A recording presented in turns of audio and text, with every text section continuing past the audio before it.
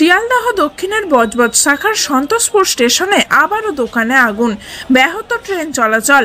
মঙ্গলবার সকাল আনুমানিক 7টা নাগাদ বজবজ শিয়ালদাহ শাখার সন্তোষপুর স্টেশনে 1 নম্বর প্ল্যাটফর্ম লাগোয়া বেশ কিছু দোকানে আগুন লেগে যায়। আগুনের গ্রাসে পুড়ে ছারখার হয়ে যায় ওই দোকানগুলি। স্থানীয়রাই প্রথম আগুন দেখতে পেয়ে তড়িঘড়ি খবর দেয় রেল পুলিশ এবং দমকলে।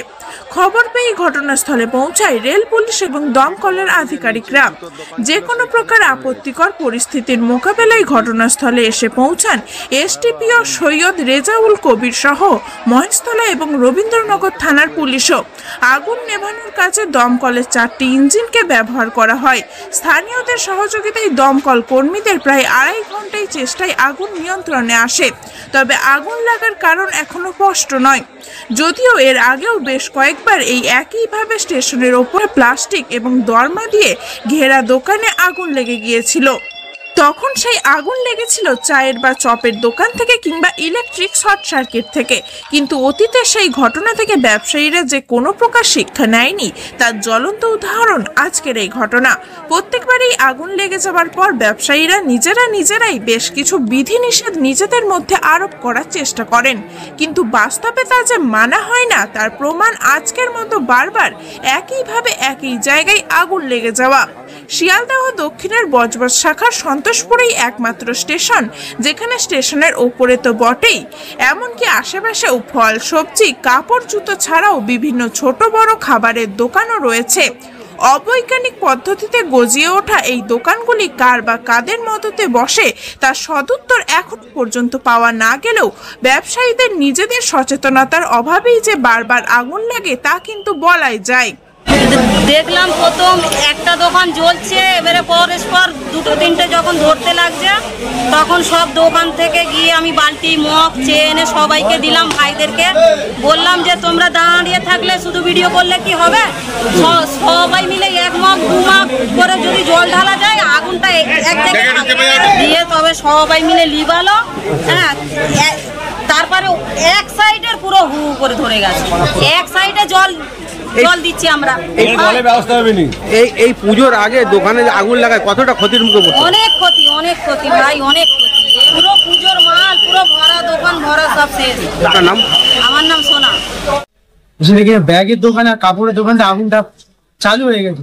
আমরা এসে তাড়াতাড়ি করে দোকানে এইখান থেকে জল নিয়ে গিয়ে বালতি করে জল নিয়ে দিতে আগুনটা অনেকটা নিয়ন্ত্রণে এসে গেছে।